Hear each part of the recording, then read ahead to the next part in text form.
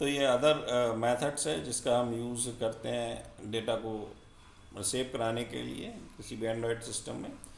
External storage जो हमारा third method है, अभी तक हमने प्रीवियस 2 लेक्चर्स में 2 मेथड डिस्कस करे हैं। पहला था शेयर्ड प्रीफरेंस वाला, दूसरा इंटरनल स्टोरेज। आज हम तीसरा मेथड एक्सटर्नल स्टोरेज को डिस्कस कर रहे हैं कि प्रत्येक एंड्रॉयड कंपेटेबल डिवाइस में एक शेयर्ड एक्सटर्नल स्टोरेज को वो समर्थन करता है, जिसका उपयोग आप अपनी फ़ाइल को सेव करने के लिए कर सकते हैं। यह एक रिमूवेबल स्टोरेज मीडिया, जैसे कि आप एसडी या नॉन रिमूवेबल मीडिया कोई भी हो सकती है जिसमें आप डेटा को स्टोर करना चाहते हैं। और एक्सटर्नल स्टोरेज में सेव की गई फाइलें वर्ड रीडेबल हैं और यूज़र द्वारा अपडेट की जा सकती हैं जब भी वे कंप्यूटर पर फाइलों को ट्रांसफ़र करने के लिए यूएसबी मास स्टोरेज को इनेबल करते हैं। उस टाइम में भी वो अपडेट कर सकते हैं, उससे पहले भी वो अपडेट कर सकते हैं। तो एक्सटर्नल स्टोरेज में अगर फाइल को सेव कराना है तो कैसे करेंगे? यदि आप उन फाइलों को सेव करना चाहते हैं जो आपके एप्लीकेशन के लिए स्पेसिफिक नहीं है और जिन्हें आपके एप्लीकेशन के अनइंस्टॉल होने पर हटाया नहीं जाना चाहिए, तो एक्सटर्नल स्टोरेज में पब्लिक डायरेक्टरी में से इसमें हम सेव कराते हैं। पब्लिक डायरेक्टरी में जैसे ये डायरेक्टरी एक्सटर्नल स्टोरेज में संगीत, चित्र, रिंगटोन अन्य के रूप में होती है। एक्सटर्नल स्टोरेज का उपयोग उन फाइलों के लिए बहुत अच्छा है जिन्हें आप एप्लीकेशन के साथ साझा करना चाहते हैं या उपयोगकर्ता के कंप्यूटर के साथ उपयोग करने की अनुमति देते हैं। तो आपके पास 2 प्रकार की फ़ाइलों को सेव करने का ऑप्शन रहता है, एक पब्लिक फ़ाइल और एक प्राइवेट फ़ाइल। तो पब्लिक फ़ाइल ऐसी फाइलें होती हैं जो अन्य ऐप्स या उपयोगकर्ता के लिए स्वतंत्र रूप से उपलब्ध रहती हैं। जब उपयोगकर्ता आपके ऐप को अनइंस्टॉल करता है तो भी ये फाइलें उपयोगकर्ता के लिए रहती हैं, कि आप अगर वो इंस्टॉल भी कर दें तब भी अगर ये फ़ाइल उसके एंड्रॉयड फ़ोन में है तो हमें कोई दिक्कत नहीं है। तो हम उन ऐसी फ़ाइलों को पब्लिक फ़ाइल के फॉर्म में स्टोर कराते हैं। उदाहरण के लिए आपके ऐप या अन्य एंड्रॉयड की फ़ाइल द्वारा कैप्चर की गई तस्वीरों को सार्वजनिक फ़ाइलों के रूप में सहेज सकते हैं। सेकेंड है प्राइवेट फ़ाइल। तो फाइलें जो आपके ऐप से संबंधित हैं और जब उपयोगकर्ता आपके ऐप को अनइंस्टॉल करता है तो आप चाहते हैं वो हट जानी चाहिए। और दूसरा ये है कि ये फाइलें उपयोगकर्ता और अन्य ऐप्स द्वारा तकनीकी रूप से एक्सेसिबल हैं, क्योंकि वे एक्सटर्नल स्टोरेज में हैं। वे आपके ऐप के बाहर उपयोगकर्ता को मूल्य प्रदान नहीं करते हैं। तो इस टाइप की फाइलों को हम प्राइवेट फाइल्स बोलते हैं। अगर हम पब्लिक डायरेक्टरी में सेव करना चाहते हैं तो उसका फंक्शन है फाइल बनाएंगे, public file get file album storage dir string album name, और उसके बाद हम ब्रैकेट स्टार्ट करेंगे, फाइल में हम फाइल बनाइए equal to new file environment dot get external storage public directory, और उसके अंदर हमने इन्वायरमेंट डॉट डायरेक्टरी पिक्चर और एल्बम नेम पास करा है।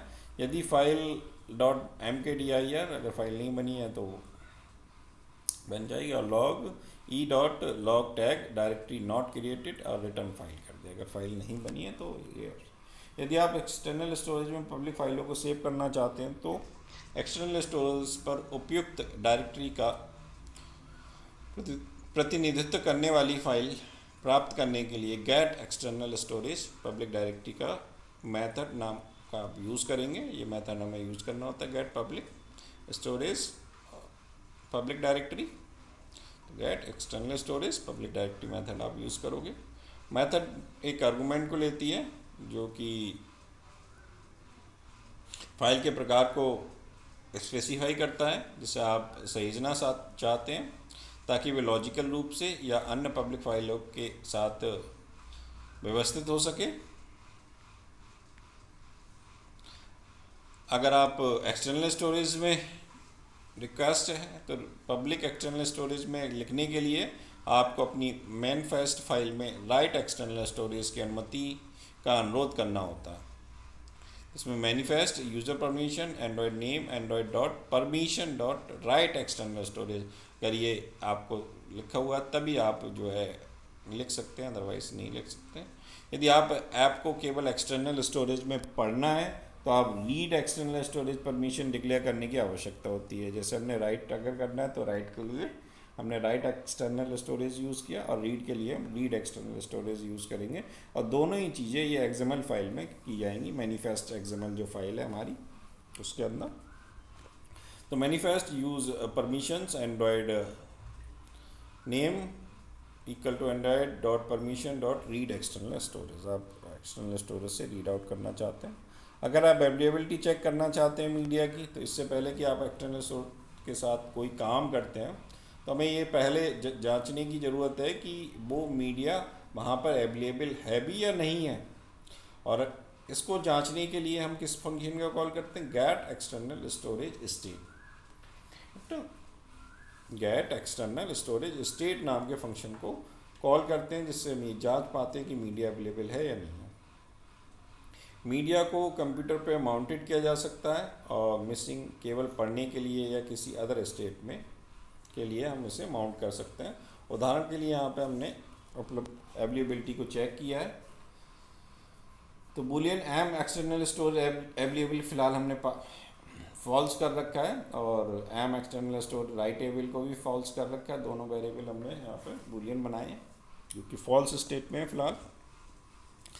स्ट्रिंग स्टेट नाम का वेरिएबल बनाया है जो कि environment dot get external storage state का ऑब्जेक्ट है, और हम चेक कर रहे हैं इसके बाद क्या if environment dot media mounted, जो मीडिया माउंटेड है, डॉट इक्वल स्टेट चेक कर रहे हैं, अगर है तो M external storage available equal to क्या हो जाए, एम एक्सटर्नल स्टोरेज राइटेबल हो जाए और इक्वल टू ट्रू, दोनों जो वेरिएबल बनाए वो ट्रू हो जाए। अदरवाइज एल्स इफ, यदि environment dot media mounted read only dot equal, अगर वो रीड ओनली है तो क्या होगा, M external storage available true हो जाए और जो राइटेबल वाला कौन है वो फॉल्स रहे। और एल्स के केस में अगर something else is wrong, it may be one of many other state, but I will be need to know if we can neither read or write, हमको ना ही रीड करना चाहते हैं ना ही राइट करना चाहते हैं, और कोई केस बनता है तो M external storage available equal to M storage writable equal to false रहे। तो ये हमारी पॉसिबिलिटीज़ बनती हैं जिसमें हम माउंटेड मीडिया को चेक करते हैं।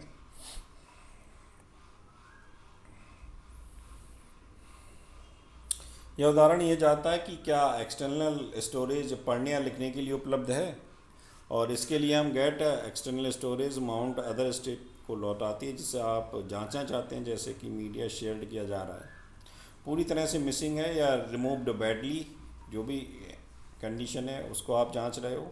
आप इनका उपयोग यूज़र को सूचित करने के लिए कर सकते हैं जब आपके एप्लीकेशन को मीडिया तक पहुंचने की आवश्यकता है।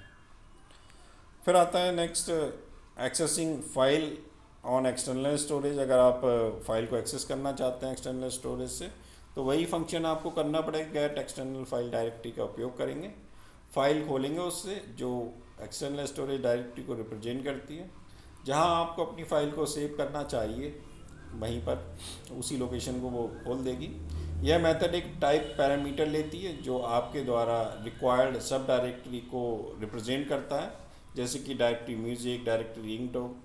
यदि आवश्यक हो तो यह मेथड उपयुक्त डायरेक्टरी बनाएगी, और डायरेक्टरी के प्रकार को निर्दिष्ट करके आप यह सुनिश्चित करते हैं कि एंड्रॉयड का मीडिया स्कैनर आपकी फाइल को सिस्टम में ठीक से क्लासीफाई करता है नहीं करता है। उदाहरण के लिए रिंगटोन को रिंगटोन के रूप में पहचाना जाना चाहिए, ऐसा नहीं है कि उसे हम संगीत के रूप में पहचान लें, ऑडियो के रूप में पहचान लें, ऐसा भी नहीं है, नहीं होना चाहिए। यदि उपयोगकर्ता आपके एप्लीकेशन को इंस्टॉल करता है तो ये डायरेक्टरी और उसकी सभी सामग्री फाइल को यहाँ से हटा दी जाती है। तो ये था एक्सटर्नल स्टोरेज कि हम कैसे डेटा को रीड कर सकते हैं, कैसे राइट कर सकते हैं और उस फाइल्स को एक्सेस कर सकते हैं, और हम चेक कर सकते हैं कि डेटा अवेलेबल है, मीडिया अवेलेबल है या नहीं है। और मीडिया चेक अवेलेबिलिटी थी यहाँ पर, और डेटा को स्टोर कराने का तरीका था जो हम प्राइवेट और पब्लिक के फॉर्म में सेव करा रहे थे।